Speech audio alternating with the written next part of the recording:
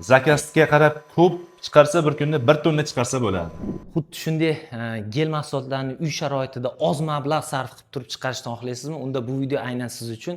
Ishlab chiqarish jarayonidan to'liq ko'rsatib o'tamiz. Kichik intervyu ham bo'ladi. Hozir Qo'qon shahridamiz.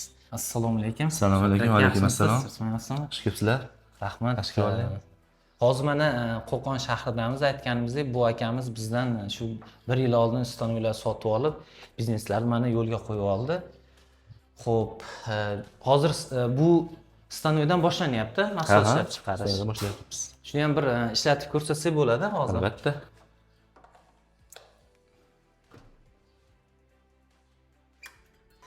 Xo'p, qozonimiz necha litrlik edi bu?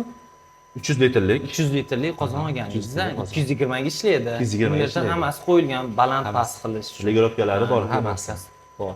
Nejavikadan bo'lgan. Aha. Mana tentlari bor. Tentlari bor, 220 uy sharoitida bo'lyapti. Albatta. Stanov ma'qul bo'ldimi? Unaqa kamchiliklar bo'lmadimi? Borligicha aytavering. Yo'q, stanov ma'qul. Yaxshi. Mana bitta o'sha chiqarishlarni ham udobniy, zo'r chiqaryapti bari ham.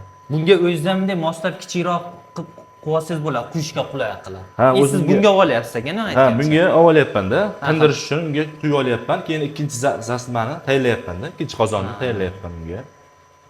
Xo'p, mana bu yerdagi seriallardan foydalanyapsiz. Mana shular seriallar. Xomashyolar. Mana shulardan gel ishlab chiqaryapmiz. Shu xomashyolarni olib, qozonimizga solib, maxsus harorat qo'yib, qo'shiladigan narsalar qo'shib, gel mahsulotini tayyorlayapsiz. Hozir asosan qaysi gel mahsulotlarini ishlab chiqaryapsiz? Hozir suyuq gel, jidkemiylar, shu suyuq sovunlarni chiqaryapmiz. Shular 2 xil, 3 xil retseptni tayyorlayapmiz hozir. Xudo xolasa keyin yana o'sha qo'shimcha retseptlar qo'shishga harakat qilyapmiz. 6 ta retsept bor menda.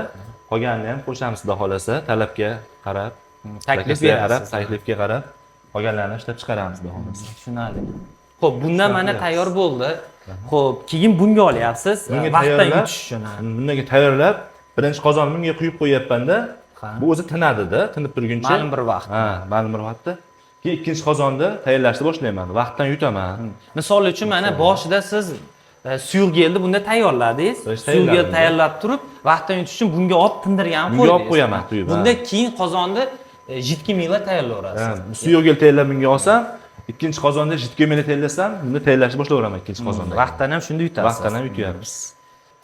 Shu elektron tarozni bu yerga qo'yapsiz-da, baklashkalar qo'yib, birdan o'lchab turib, bir o'rla qopqog'ini yopib yuboryapsiz. Tayyorlab chiqaryapmiz. O'rta 4 kilo 600 dan bo'lyaptimi? Yo'q, bular 5 kilodan. Ha, 5 kilodan. Hammasi 5 litrli 5 kilodan. Hammasi 5 kilodan. 3 kiloligi bor, 2,5 kiloligi bor. Aqda 500 grammliklar. 500 grammlik. Va jidkemiylar ham bor, ha? Jidkemiylar bor, mana shu 100 grammlik jidkemiylar mana shu. Mana bular jidkemiylar. Mana shu jidkemiylar, ha. Jidkemiylar. Qo'l sovun, suyuq sovunlik. Ustalarga o'sha hozirgi rasa nima bo'ldi? O'sha shuvoqchi ustalarimiz olib ishlatishyapti. Shuvoqchilar ustalarga ham. Hozir o'rtacha bir kunda necha kilo mahsulot ishlab chiqaryapsiz? O'rtachasi 400 kilo, 500 kilo chiqaryapman. 400 kilo. Agar zakazga qarab ko'p chiqarsa bir kunda 1 tonna chiqarsa bo'ladi. 1 tonna chiqarsa bo'ladi. Undan ziyoda ham chiqarsa bo'ladi. 1 tonna chiqarsa bo'ladi. Endi men o'sha et-ketga qadoqlar bilan o'sha vaqt 400-500 kilo normalniy holat.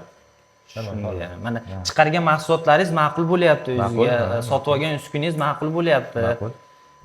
Hozir bu mahsulotlar ishlab chiqarganingizga deyarli 1 yil bo'lyapti. Ha, deyarli 1 yil bo'ldi. Xudo xolasa 1 yil. Deyarli 1 yil bo'lyapti. Hammasi mana yo'lga qo'yib, asta-asta savdo hajmini ham kuchaytiryapsiz. Kuchaytiryapmiz. Va hozir mana Qo'qondamiz. Qo'qonning qaysi joyi bu yer? Qo'qon shahri Dang'ara tumanida. Qo'qon shahri Soyshildir qishlog'i endi adres. Shu yer manzil. Shu akamiz mana 1 yil bo'lyapti uskuna sotib olgan, biznesni mana yo'lga qo'ydi va agar ko'rayotganlar ma'lum bir boshqa mahsulot xohlasalarni, umuman yuvish vositalarini bu yoqqa murojaat qilaverasizlar. Mana videoni ostiga telefon raqamini ismi bilan qo'yib qo'yamiz. Telegram username'ingiz bo'lsa, buni ham biriktirib qo'yamiz. Buyurtma qilib ishlab chiqaruvchini o'zida mana ishlash jarayonini hammasini imkon qadar ko'rsatib o'tishlikka harakat qildik. Murojaat qilinglar. Tayyor mahsulotni optim olib mana Qo'qon bozoriga yoki qo'shni tumanlargacha sotishliklaring mumkin. Xo'p, agar uskuna kerak bo'lsa, stanovgini bizga murojaat qilsalaring bo'ladi. Mana stanovda ham ko'rsatib o'tsangiz bu yoqda. Xuddi shunga o'xshagan uskunalar bo'ladi. Bu uskuna 300 kilogrammlik uskuna 220 ga ishlaydi. Hozir videoda ko'rib turgan uskunalaringni videoni ostida turgan raqamlar bu meni raqamlarim. Shunga murojaat qilib, stanok uchun menga, mahsulot uchun bu yoqqa akamiz shogirdimizga murojaat qilib olsalaring bo'ladi. Videoni oxirigacha ko'rganlaringiz uchun rahmat. Sizga ham rahmat. Sog' bo'ling, rahmat sizlarga. Uchun. Sog' bo'ling, ishlarga omad. Rostdan rozimisiz? To'g'risini ayting.